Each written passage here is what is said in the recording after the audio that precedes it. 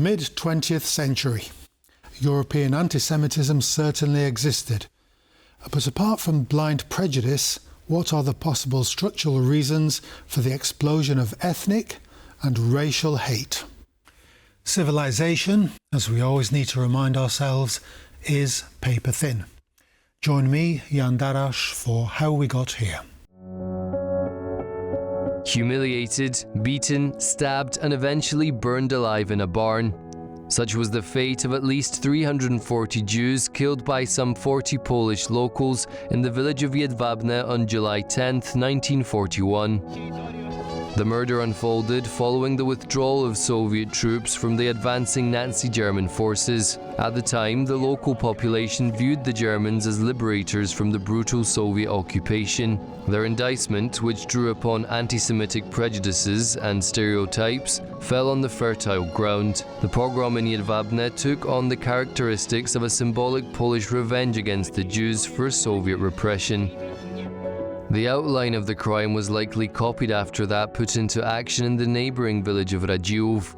There, the local population was instructed by a special Gestapo unit of the Ciechanów-Płock division, operating under the command of Obersturmbannführer Hermann Schapper, on how to eliminate the Jews. The massacre in Jedwabne was carried out by Poles with the silent go-ahead from German occupiers, who simply implemented the instructions issued by none other than Reinhard Heydrich, a high-ranking SS official and the principal architect of the Holocaust. Obstacles should not be placed in the way of the efforts at self-cleansing that are emerging in anti-communist and anti-Jewish circles in the newly occupied areas. On the contrary, such efforts should be encouraged without leaving traces, intensified if necessary, and directed along appropriate lines. Więc Jedwabne jest takim wczesnym przypadkiem. Jedwabne is an early example of this practice, but it's not unique in the sense that in the areas between the Baltic Sea and the Black Sea, there are several hundred instances of anti-Jewish violence involving the local population. And they vary. Sometimes pogroms occurred even before the Germans entered a given town. And sometimes the Germans were already present and played the leading role. Out of the approximately 3.3 million Polish Jews living in Poland before World War II, only about 250 to 300,000 survived the Holocaust. Since 2001, consecutive Polish governments have repeatedly recognized the active complicity of Poles in the Jedwabne pogrom. At the same time, it's important to remember that Poles are the largest national group among the holders of the Yad Vashem Institute's title of Righteous Among the Nations, awarded to individuals who risked their lives saving Jews. Józef and Wiktoria Ulma, who protected Jews with their own lives, and those of several children, are among the 7,232 Polish nationals holding the title. Our guest today is Michał Trębacz. He's a historian and the director of the Jewish Historical Institute here in Warsaw. Welcome to the programme. Hello. Can you give us an outline, a pen portrait of Jedwabne, or a village, township like Jedwabne in that part of Poland before the war, and to sketch us in the possible state of Polish-Jewish relations? So a lot of cities, towns like Jedwabne were mixed population. It depended on the part of Poland of which we are speaking about, but we would have majority of Poles in that town, but a significant group of Jewish people as well. And Jews were about 1/3, 1/4 of the population of such a town, which numbered to a couple of thousand inhabitants. So they had to be a connection between those two groups. There had to be a conversation between those two. They cooperated or fought in the local governments, for example, because they had their representation there.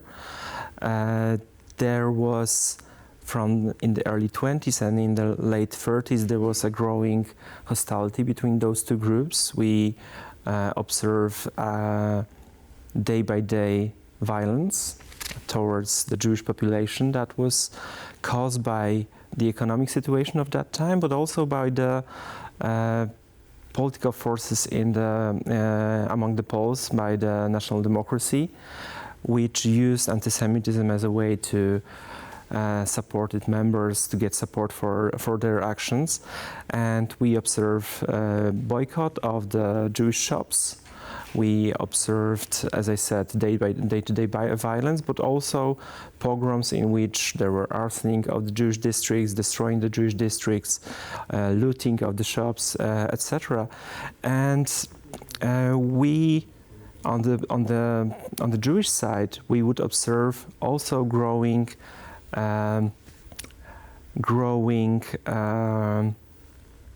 need for change. And it was viewed either in immigration to Palestine and a support for the Zionist movement at that time, for socialist change that did not have to mean a communist support, but also a support for Jewish Socialist Party Bund, for example, which was very much anti-communist. So the growing tension between those two groups was visible. And that split on ethnic lines or the politics defined your community? That split it on the ethnic lines, yes, for sure. And it also created a situation in which it was really hard for cooperation. But when we look at the outbreak of the Second World War and the weeks before that, we can observe a growing support or outstanding support from the Jews towards the Polish independence. And also during the war, we would observe actions like this that would support the Polish independence and, for example, the Polish border on the east. Yeah. And so once the Poland was destroyed in 1939, split into the German half and the Soviet half, how did the communities like Jedwabne react to Soviet occupation? This was an occupation, and it meant everything that followed with that. So the change of power and repercussions towards the former elites of that area. That meant mostly towards the Poles at first. Rapid change of the social structure of cities like Jedwabne. And it also created a situation in which it was a chance for those, not only Jews, but Jews mostly, who were unable to get certain positions in the society before the war. So the need for a change and need to find people who could support that change was a factor that created a situation in which a lot of Jews became members of the new authorities, either the police or the civil administration, and it created a hostility towards those people. But from the 1940, so a year after the occupation, the Soviet occupation started, we observe that the repercussions also were towards those Jews who were at first safe. Yes. Let's say so. Yeah. 1941, the Germans move in, and it seems to be a period, not just in Jedwabne and eastern Poland, but all along the Baltic states, where power was transferring from one regime, a retreating regime, into an advancing regime. Do you observe that this was a movement, or the correct time for all these pre-war conflicts to become unfrozen and just people indulging in all sorts of horrors because there was no authority to manage? Yeah, this was for sure. This was one of the factors of the situation that occurred at that time in this area, but not the pre-war, but also the war. So the first occupation situation was one of the key factors that was something that created a situation in which such a cruel violence could be happening in that town, cities like Radziów and Jedwabne that we saw on the film. And how widespread was this a movement in Eastern Europe? This idea of a sudden spasm of anti-Semitic hate. by the This locals? was something that occurred from the Baltic state down to Bessarabia. So everything where the German army was forcing out the Soviet troops, we observe outbreak of such a violence, anti-Jewish violence in that area. So this means that Germans and this change of power was a factor for that. And what's the historiography of Jedwabne in Polish historiography? Well, this is an old city. I cannot go into details of the history. How the massacre has been portrayed? Portrayed it in the Polish historiography. Yes. It's gone through several. Yeah, so it was known. Yeah, it was known for a very long time. It was discussed. It was there were articles written about the history of the pogrom in Jedwabne, but they were written, for example, in Yiddish or not published. This is at what time? 1960s? This is the 60s. This is the 40s, 60s. Okay. That we know of Jedwabne, but the moment that it changed rapidly was 2001 and the publishing of the book by Jan Tomasz Gross, The Neighbors. Yes. So this changed the situation because Gross portrayed a thing that was, I don't know for what reason, but it was so invisible for those who at first look at the same testimonies that Gross did. A testimony which described local communities' violence, cruel violence towards their Jewish neighbors. So this changed the situation and created a discussion and was starting point of the discussion that was one of the most important discussions in the Polish historiography. It changed how we look at Polish-Jewish relations during the war, but also before the war and post-war, because if it was a question that it was an issue that was known for so long, and even if historians read the files, they could not agree with what was said then. We had articles in the 90s which describe pretty much the same situation in the Jedwabne and nearby towns, and the historian thought that this was a German thing, not a thing done by the Polish communities there. We'll have to leave Jedwabne, unfortunately, for the time being, and we'll take a look at another horrific incident in Poland post-war, this time the pogrom in Kielce. Around 380,000 Polish Jews survived the unimaginable horrors of the Holocaust, scattered across liberated Poland, the Soviet Union, and the remnants of Nazi Germany. But for many of them, peace would prove illusory. One may have thought that no harm could befall the Jews, especially from communist hands, given the fact that in the nascent years of the Soviet Union, these were the working class and secular Jews that the communist demagogues reached out to, seeing them as a considerable revolutionary force. The 1946 pogrom of Jews in the southern Polish city of Kielce was a sobering wake-up call. Antisemitism, or rather anti-Judaism, was still present. What sparked the violence was the disappearance of an 8-year-old boy, Henryk Błaszczyk, on July 1st. Upon returning home on July 3rd, he excused his absence by lying to his parents about being kidnapped by Jews and put with other Christian children in the basement of a building used by the Jewish committee. The purpose of the alleged kidnapping was a ritualistic sacrifice of the children. In truth, Henryk sneaked out to a village located 20 kilometers away from Kielce. The indicated building had no basement, and the supposed ritual murder was just the age-old blood libel myth reanimated. As local law enforcement, assisted by internal security corps troops and Polish People's Army units, were cordoning the building off on July 4th, some police officers spread the boy's lies, enraging the townspeople. The soldiers opened fire at the windows, with their comrades alongside police officers rushing inside only moments later, igniting the pogrom. As a result, 47 Jews were killed and up to 80 were wounded. 2 Poles defending the Jews were also murdered.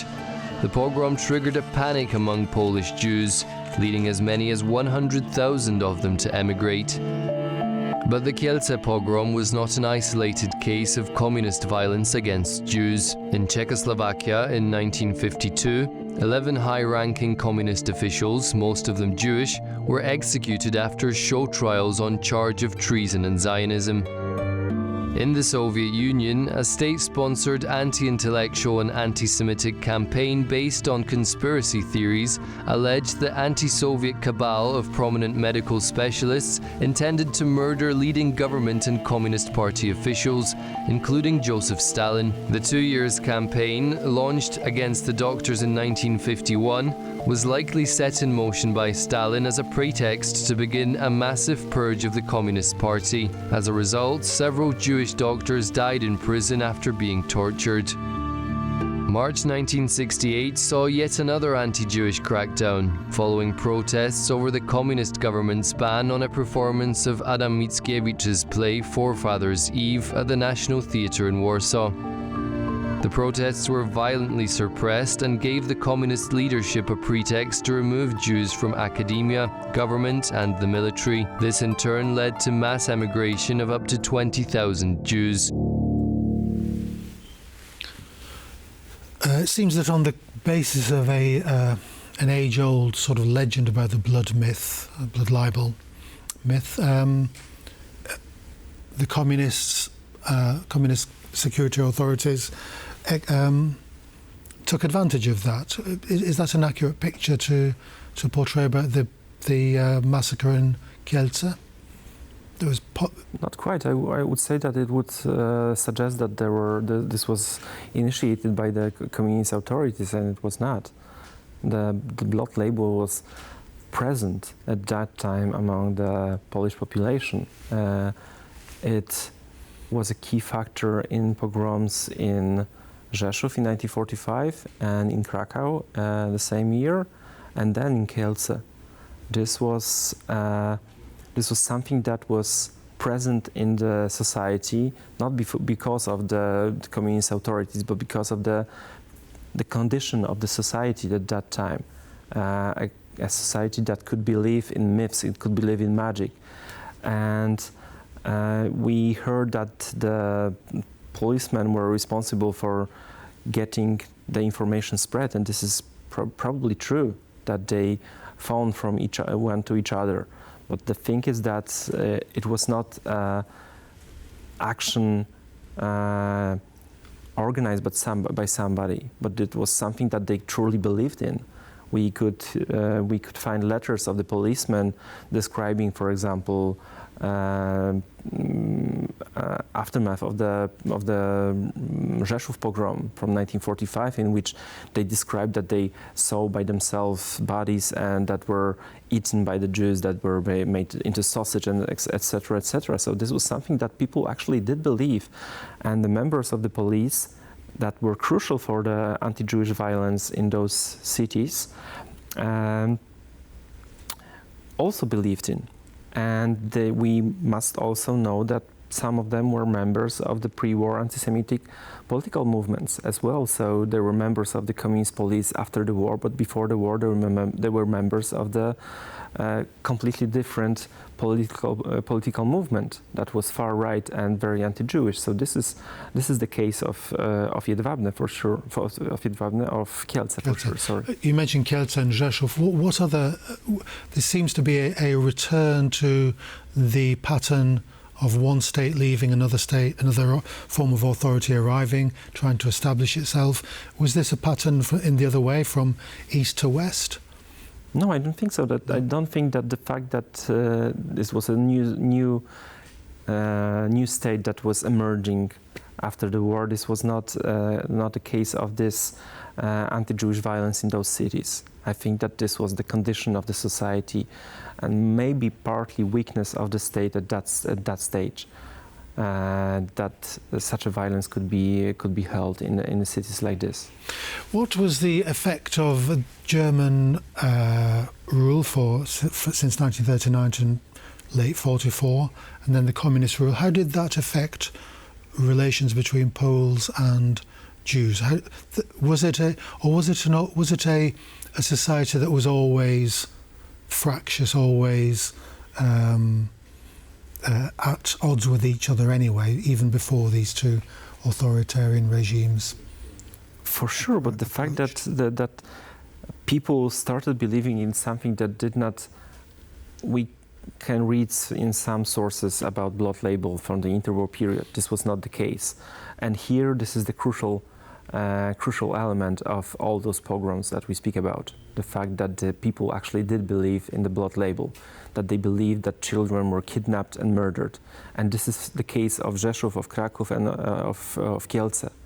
The children and the way that they were, the people cared for them so much after the war, that they were so precious, that they survived the war, is the one fact. The second fact is the growing antisemitism that was encouraged by Germans, and the fact that people also were used to violence because of the war. Violence was something that they saw, and they saw also murdering of the Jews. Yes. This was an easy target. Nothing that happened in hiding. This was something that a lot of people saw on their very eyes. So this was also important in describing what is happening in Poland after the war, and the fact that there were no allies. Again, no intelligentsia, no former political movement leaders, and those people were left by themselves.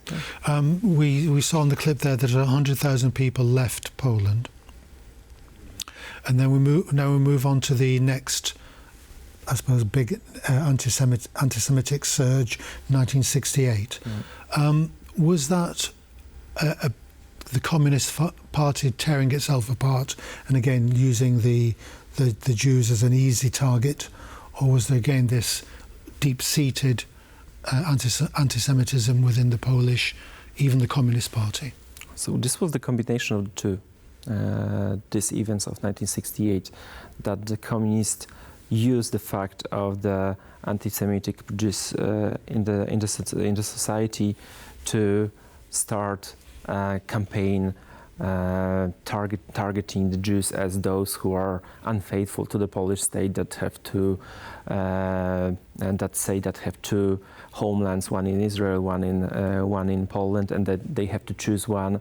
And a lot of people did not want to live in a Poland like this. This is a moment in which also the Polish authorities the communist authorities are fighting. There's a fight inside the Communist Party in Poland. So this is used by one fraction towards the other to win this fight. As we round up our discussion, how would you evaluate the current state of the historiography of Polish-Jewish relationship?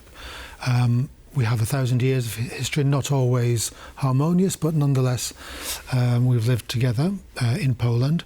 Are we falling into our views of each other? Are we falling into the same tropes we have of each other? The Poles always anti-Semitic, the Jews always communist.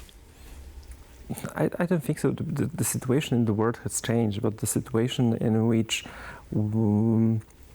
Jews are viewed as a target, as somebody who is evil, who is trying to do harm to us, is still present here in Poland and everywhere else. This is not an exception. We did not observe that for years, such a level of anti-Semitism as we can observe right now. And this is a problem, this is a growing problem, despite the fact that the discussion about the Polish-Jewish relations was so vivid and so fruitful for years. Poland could be seen as an example of a state that faced even the hardest moments in the history and tried to take something out of it, learn something out of it. And right now we are facing such a big backlash of that, and we are facing growing denialism of Holocaust, but also Holocaust distortion, which is even a bigger problem. This is a situation in which we are describing the Holocaust, not denying the fact that it happened, but we are, for example, omitting some problematic problematic issues connected to that, or we are underlining something that is not so important, but we are saying that this is important. This is a situation in which, for example, we are speaking mostly about the Polish victims of the Auschwitz concentration camp, forgetting that there were victims, mostly victims of Jewish origin in Auschwitz-Birkenau. So this is a growing problem which we will be facing in the upcoming years. We will be facing this problem also because of the fact that people are right now using internet and social media to get information from. And this is really hard for people, even those who are educated, to get the right information, to know if any information that they are seeing or reading about is true or not. So this is a growing problem which we cannot find a way to cope with right now. Michał Trębacz, for the moment, thank you very much for coming onto the programme. Thank you very much. That's all we have time for. Join us next time, every Tuesday, 9:35 p.m. CEST. That's 21:35. Join us then.